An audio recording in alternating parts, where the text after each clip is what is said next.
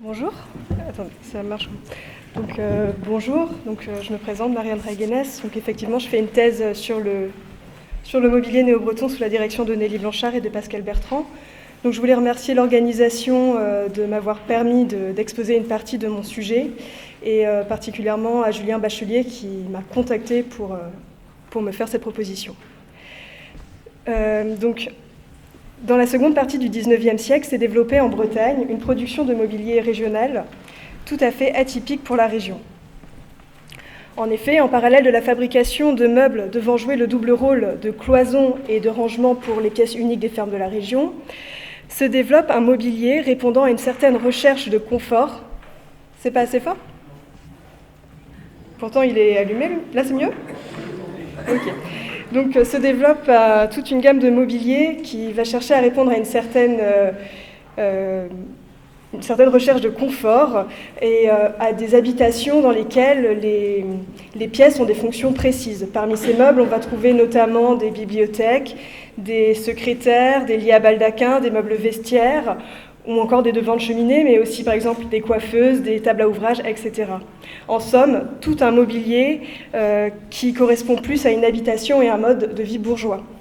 Stylistiquement, ces meubles se caractérisent par leur éclectisme, avec des emprunts au style Renaissance, Henri II, Louis XV, Louis XVI et bien d'autres, ainsi que par une ornementation sculptée qui fait sa véritable spécificité, qui figure sur des panneaux ou en ronde-bosse une Bretagne champêtre.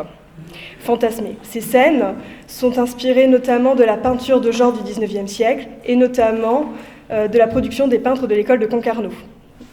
Ce mobilier, qu'on connaît sous la dénomination de breton, d'Henri II et encore plus récemment de néo-breton ou encore de manière péjorative de bignouserie ou de faux breton, a donné lieu dans la région à une véritable petite industrie.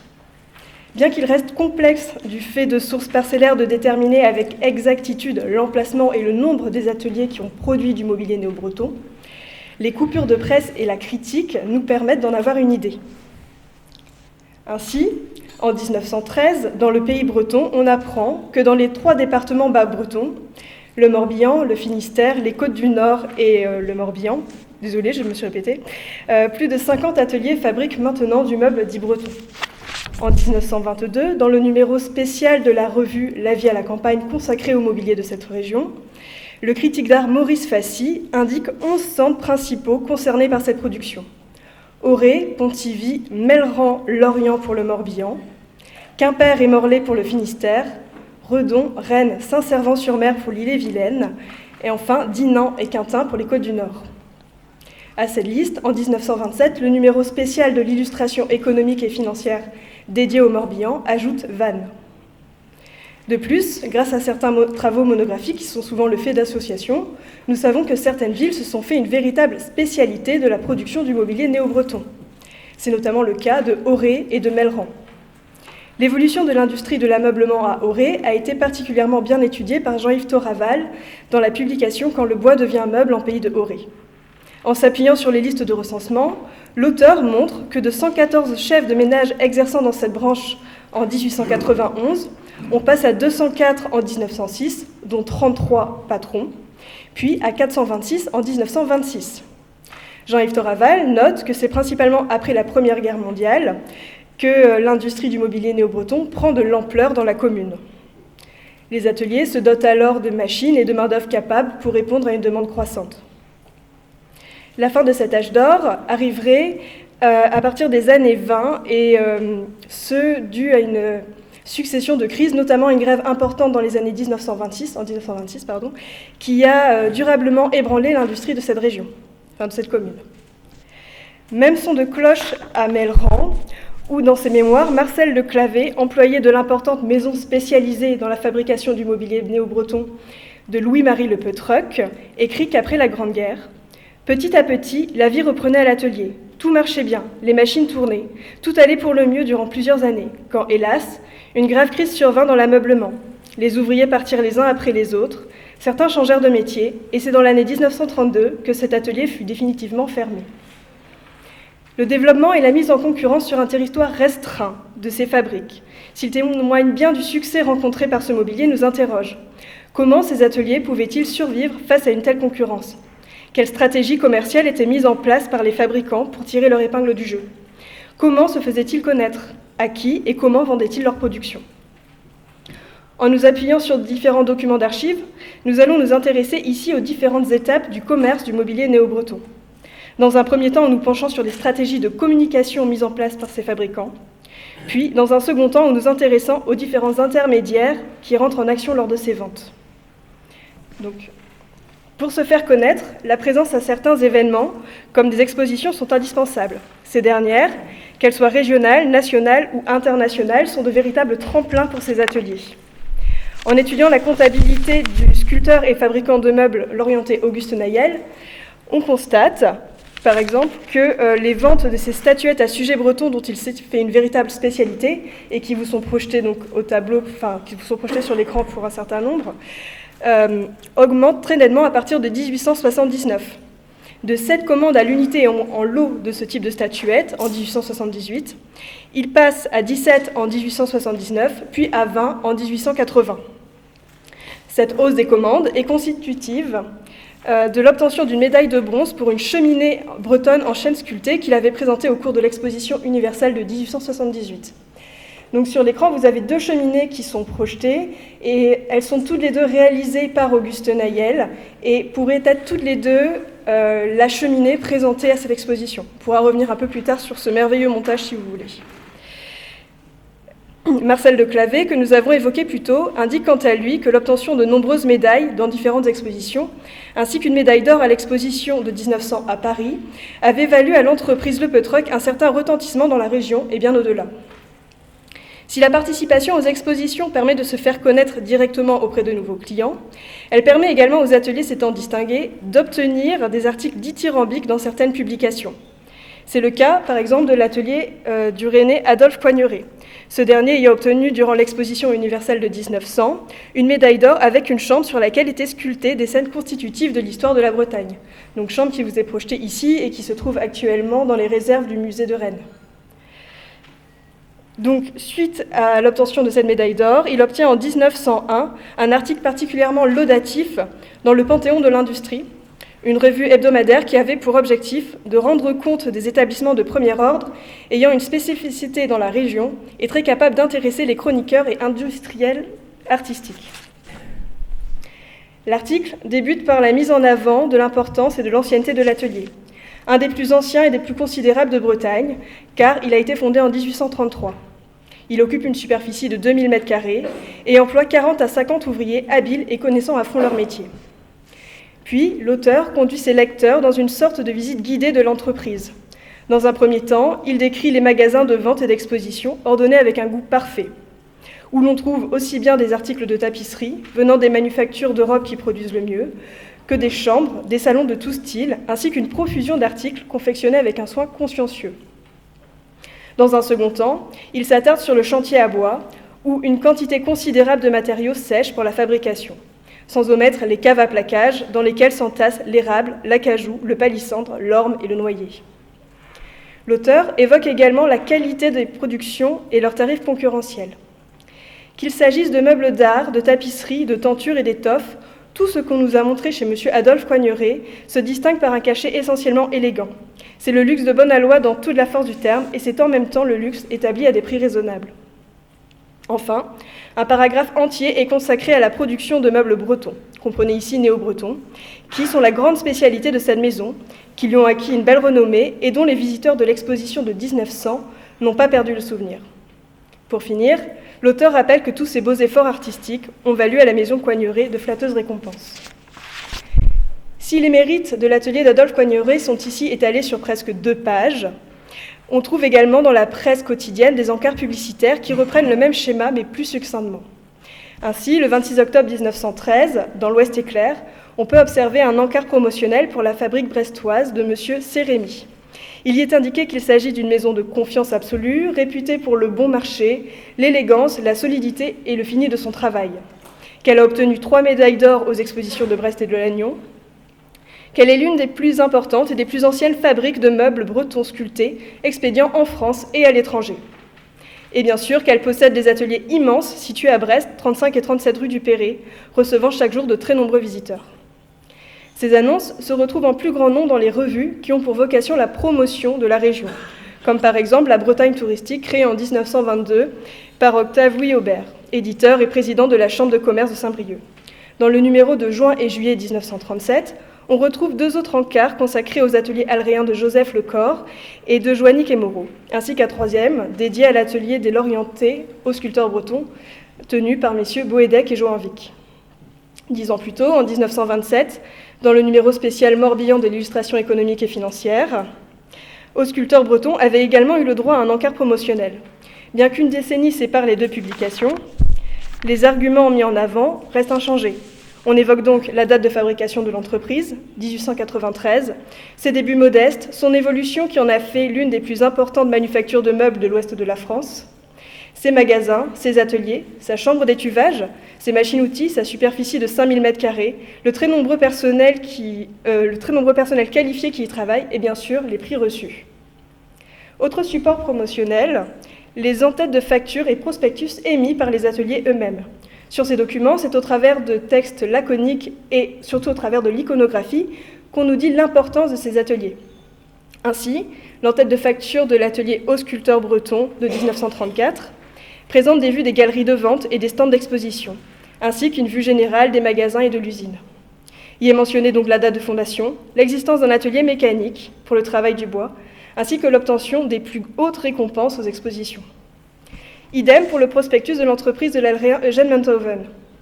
Au recto, une gravure de meubles néo-bretons autour de laquelle il est précisé qu'il s'agit de la plus grande fabrique de meubles de Bretagne, et où l'on souligne l'obtention d'une médaille d'or à l'exposition internationale de l'Orient en 1903. Au verso, 2 gravures. Une première qui figure une scénette mettant en scène un couple de Bretons, qui doit peut-être figurer ou nous donner du moins l'idée de la production qui doit sortir de cet atelier, et une seconde qui nous présente une usine de belle taille. Bien que l'atelier d'Eugène Munthoven, fondé en 1899, soit l'une des plus importantes de Auray, il est tout de même peu probable qu'elle ait réellement atteint cette taille, ou peut-être que je me trompe. Pour se faire connaître, les ateliers usent donc de différents supports de communication. Présence aux expositions, articles, encarts dans la presse, édition de prospectus. Les arguments mis en avant, toujours les mêmes, tendent à mettre en exergue le sérieux des ateliers, en mentionnant leur ancienneté, les prix obtenus, mais aussi leur productivité, en pointant leur taille importante, les machines dont ils sont généralement bien dotés, et la main-d'œuvre nombreuse et très capable. Cette mise en avant de la performance, qui donne l'image de véritables petites usines, soulève pourtant un paradoxe. En effet, si ces meubles nous apparaissent pour leur époque résolument modernes, que ce soit par leur mode de production bénéficiant des apports de la mécanisation, qui simplifie et accroît le rythme de production, mais aussi par leur forme, qui semble répondre à l'émergence d'une consommation bourgeoise, soucieuse de distinction mais à bon marché. Il est important de noter que pour la bourgeoisie du XIXe siècle, il semblait en aller tout autrement. En effet, Manuel Charpy montre bien dans sa thèse « Le théâtre des objets » que pour cette classe sociale, la province, de par son éloignement géographique d'avec la capitale, est assimilée au passé et au folklore. Aussi, elle devient le théâtre privilégié des objets antiques, dont le mobilier néo-breton fait implicitement partie. Dès lors, on peut se demander à qui s'adresse réellement cette réclame. Le prospectus de l'atelier d'Eugène Munthoven, par la mention « envoi gratuit de photographies sur demande », nous apporte des éléments de réponse sur les modes de commercialisation de ces meubles. En effet, la photographie joue un rôle important dans la vente et la diffusion de cette production. Une fois fabriqués, les modèles sont photographiés et numérotés. Considérés comme plus fiables que la gravure, mais aussi plus au goût du jour, ces clichés sont soit distribués à des particuliers qui en font la demande, comme c'est le cas de l'atelier alréen de Joanvic, ou alors servent à l'édition de catalogues, comme celui des fabriques LRA qui vous est projeté, et qui s'ouvre en ces termes. Le présent album a été établi d'après photographies de meubles fabriqués aux établissements LRA et non d'après dessin. Afin d'éviter les contrefaçons, un certain nombre de ces modèles ont été déposés. En conséquence, toute personne qui chargerait une autre maison de fabriquer les mêmes modèles en serait solidairement responsable avec les fabricants. Si de tels avertissements semblent nécessaires, c'est que ces catalogues sont remis à divers intermédiaires qui se chargeront de faire la promotion des ateliers bretons. Le premier et le plus évident de ces intermédiaires sont les voyageurs de commerce, qui profitent de l'amélioration des transports pour faire connaître des produits à travers toute la France. En 1921, M. Le Picard, fabricant de meubles à Tréguier, est ainsi contacté par Antoine Blanc, qui souhaite le représenter dans les départements du Var, de la Seine-et-Oise, de la Seine-et-Marne, de l'Eure-et-Loir, du Loiret, du Loir-et-Cher, de l'Indre-et-Loire, de l'Yonne, de la Vienne, de la Haute-Vienne. Départements qui, selon lui, sont déjà visités par certaines maisons de Bretagne. En 1925, le même chef d'atelier reçoit un courrier de Paris de la part d'un certain monsieur Bourbon, lui demandant de lui envoyer 2 photos de bonne tiers, car il a obtenu d'un grand magasin de les mettre au catalogue. Ces représentants ont un coût pour les ateliers. En 1927, dans sa comptabilité, l'Alréen Armand Moello détaille les différentes dépenses inhérentes à son entreprise. Parmi elles, les commissions aux représentants s'élèvent à 9 611,45 francs. Dans la correspondance de Le Picard, on trouve un autre type d'intermédiaire, le dépôt-vente. Le fabricant expose sa marchandise chez d'autres fabricants de meubles de toute la France, comme la fabrique de meubles de M. Jean-Laurent Essy à Montreuil, ou encore la grande manufacture d'ameublement de l'Est de Paris, et enfin celle des frères Rosier. Ces derniers possèdent un magasin d'exposition dans la capitale, mais leur siège social et leur atelier se situent à Nantua. Ces intermédiaires accueillent les clients adressés par Le Picard, souvent des particuliers, leur présentent les produits et traitent de la vente pour l'atelier de Tréguier, sous réserve d'une commission sur la transaction. Le Picard, en échange, expose lui aussi les marchandises de ses ateliers.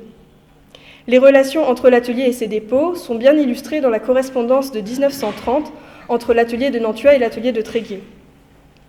Ainsi, le 6 janvier de cette année, l'entreprise des frères Tréguier écrit à M. Le Picard au sujet d'une chambre vendue pour son compte. « Cher monsieur, notre maison de Paris nous avise qu'elle a vendu pour votre compte à M. Alain une chambre 743 qui vous sera facturée aux conditions que vous trouverez ci-contre. Comme vous le remarquerez, cette chambre est à tenir à disposition de M. Alain pour livraison en mars ou en juillet.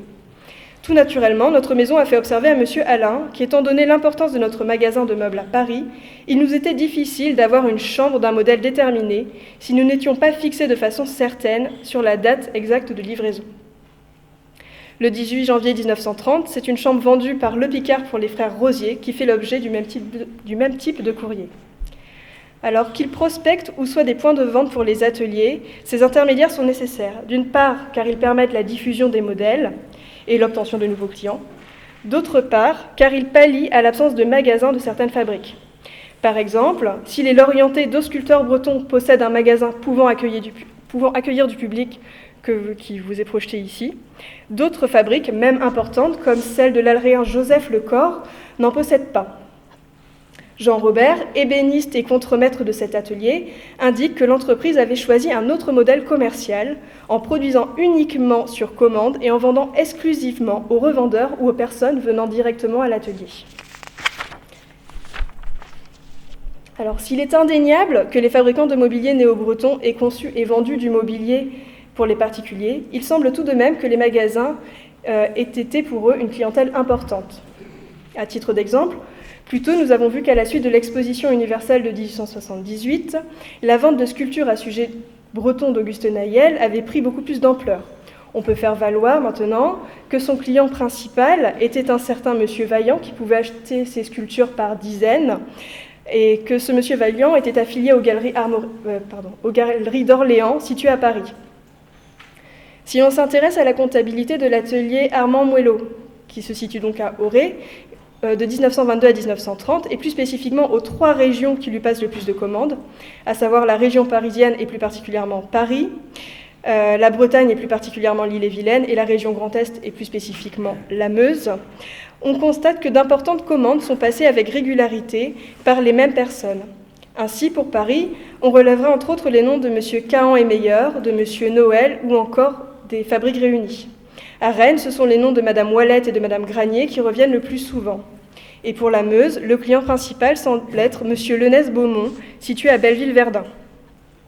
Si ces noms sont assimilés ici à des magasins par l'importance et la régularité de leurs commandes, d'autres noms, on va retrouver dans cette comptabilité d'autres noms qui sont beaucoup plus évocateurs, comme aux Fabriques Réunies, à la place Clichy, l'ameublement général, ou encore de simples précisions, Monsieur le Grand Meuble, Monsieur Codeville Ameublement, etc. Du côté des magasins, les prospectus émis par ces derniers sont également des indices attestant des échanges commerciaux entre les fabriques bretonnes et donc ces grands magasins.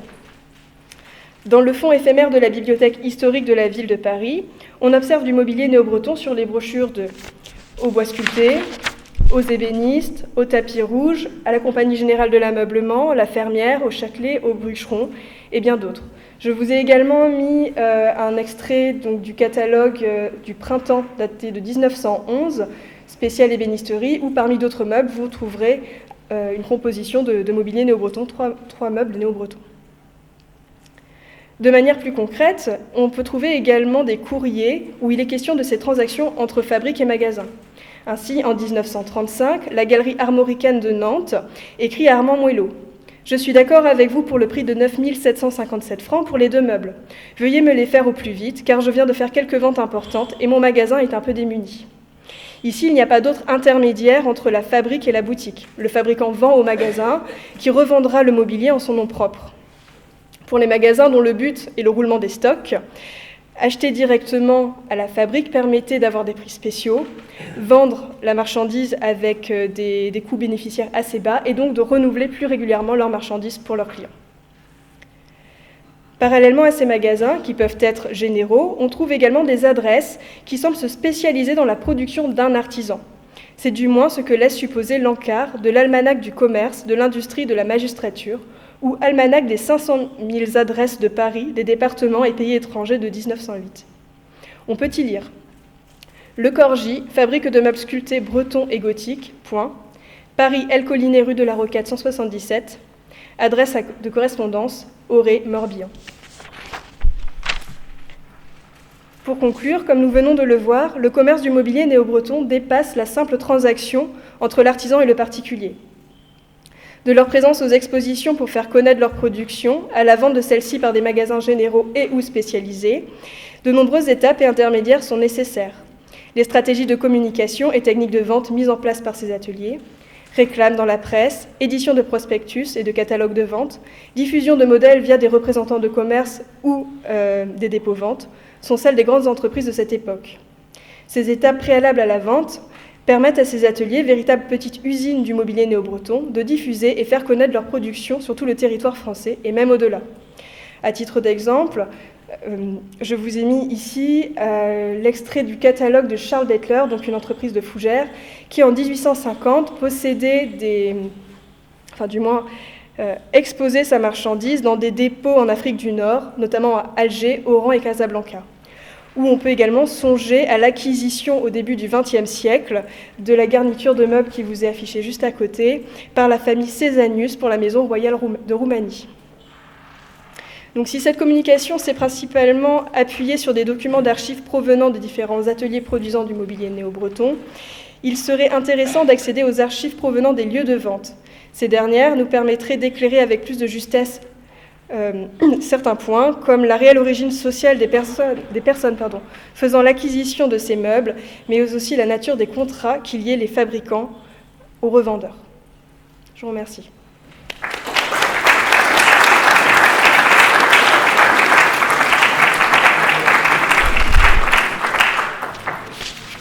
Je vous remercie.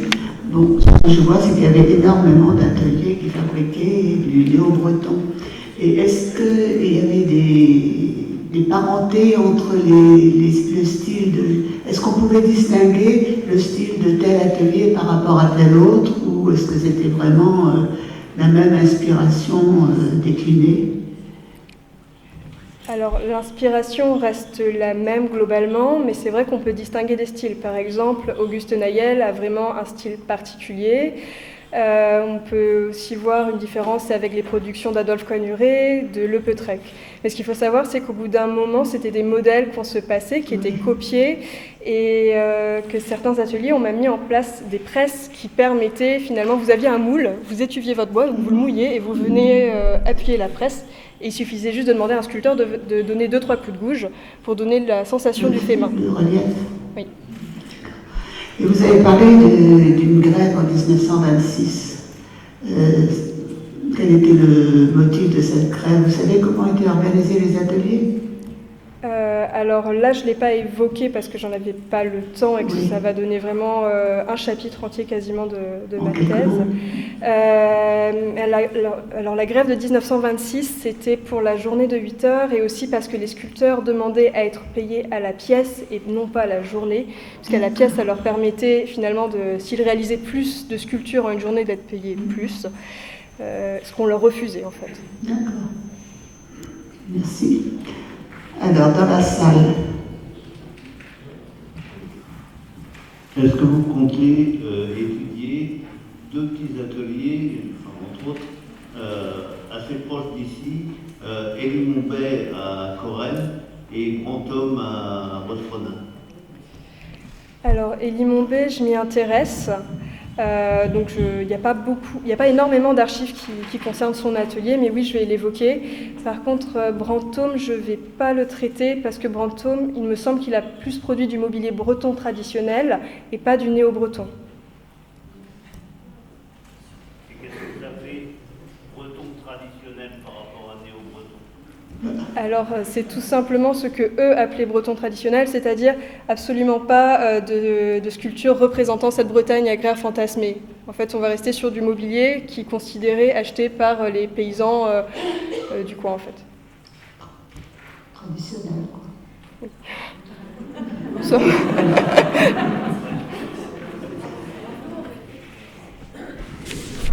Oui, est-ce que c'est en réaction à ce mobilier dit néo-breton qu'a été créé, malgré tout, le mouvement des Césareurs? Oui, en partie. Je pense que le mouvement des Césareurs a été créé en opposition à ce mobilier néo-breton, mais surtout à toutes les idées que véhiculait ce mobilier, qui est fait partie donc, des mouvements régionalistes, là où les Césareurs se voulaient nationalistes, si je ne me trompe pas complètement. Daniel Le Godic. Intervention précédente. Dans votre exposé, mais vous n'aviez que 20 minutes, vous n'avez pas évoqué le substrat idéologique qui pouvait animer ceux qui avaient décidé de se lancer dans ce type de production et aussi ceux qui s'y sont opposés. Alors, c'est vrai que je ne l'ai pas évoqué parce que 20 minutes, c'est un peu court pour parler de ça, et on pourrait y passer une journée entière. Donc le mobilier néo-breton est quand même beaucoup rapproché du régionalisme, il est assimilé à tout ce qui va être Théodore Botrel et ces autres personnes qui ont pensé la Bretagne. D'ailleurs, Auguste Nayel, que j'évoque au début, a fait partie par exemple de l'organisation du centenaire de Briseux et du cinquantenaire de sa mort, parmi lesquels il y avait Théodore Botrel. On est vraiment dans cette image régionaliste de la Bretagne, vraiment. À partir de quelle année commence la production de ce type de meubles? Sur la carte que vous avez présentée, il n'y a aucun atelier en Loire-Atlantique. Est-ce parce qu'il n'y en avait pas ou parce que vous n'avez pas étudié? Et est-ce que vous avez étudié les acheteurs de ce type de meubles? Alors, déjà, en quelle année commence la production de ce type de meubles? Eh bien, c'est une très bonne question puisqu'on n'a pas l'archive qui permet de l'attester. Donc, moi, je suppose que ça débute à partir des années 1870 avec le Second Empire et cette idée de la revalorisation de la région et inspirée aussi de toutes les scènes de genre qui ont pu être produites à ce moment-là. Pour ce qui est des ateliers en Loire-Atlantique, certains articles en mentionnent. Personnellement, je n'en ai pas trouvé. C'est pour ça que je n'en affiche pas sur la carte. Après, la carte ne représente que les ateliers qui ont été nommés, ou du moins les emplacements qui ont été désignés par les critiques ou les coupures de presse de l'époque.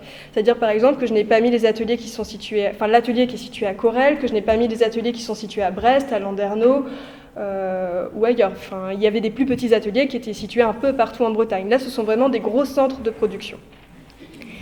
Et la dernière question, c'était les acheteurs. Les acheteurs, c'est un peu plus délicat aussi à trouver dans le sens où sur certains cahiers de comptabilité, ils sont mentionnés. Par exemple, on sait que Auguste Nayel avait pour clients des petits nobles du coin. Donc, on a les Espivans de Villeboissonnet, on va avoir Arsquette de Saint-Georges ou les Dublinières. Mais pour la plupart, ce sont des magasins qui achètent ou alors ce sont juste des noms qui sont mis et on n'a pas d'informations sur eux.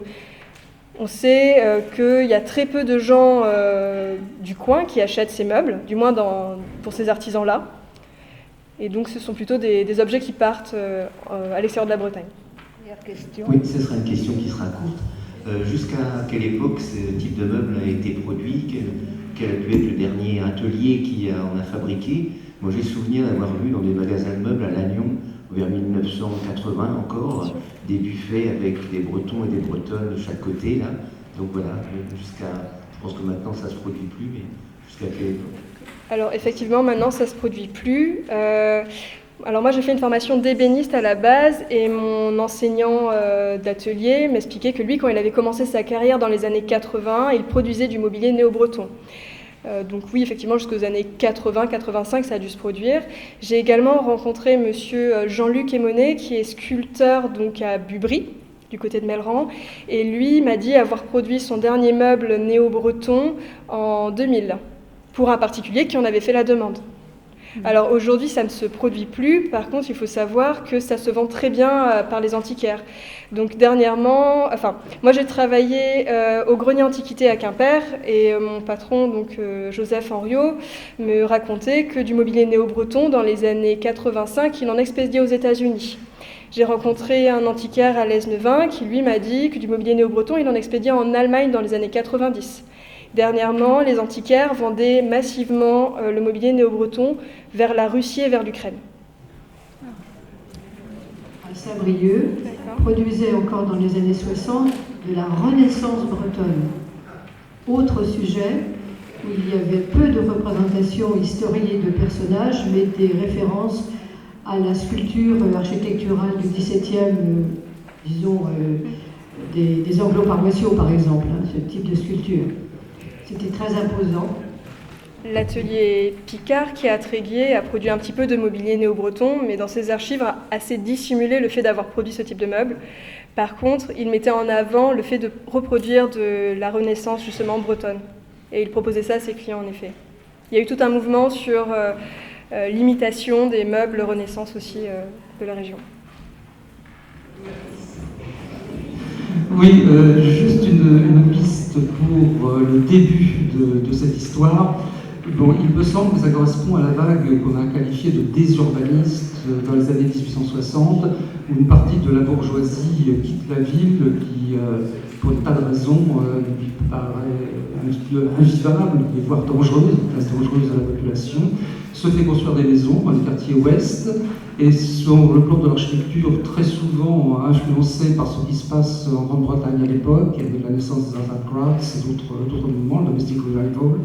Et là, moi j'en ai vu beaucoup, par exemple à Vaucresson, au Vésinet, à Paris, il y avait beaucoup de mobilier de ce type. Donc les acquéreurs pouvaient être parisiens, mais c'était pour leur maison qui était à une vingtaine ou une quarantaine de kilomètres de la ville qu'ils souhaitaient se mobilier. Bon, par ailleurs, j'ai vu le mobilier qui a été acheté par le roi et la reine de Roumanie, qui pouvaient voyager effectivement. Je pense qu'on va clore la séance maintenant. Bonjour, merci.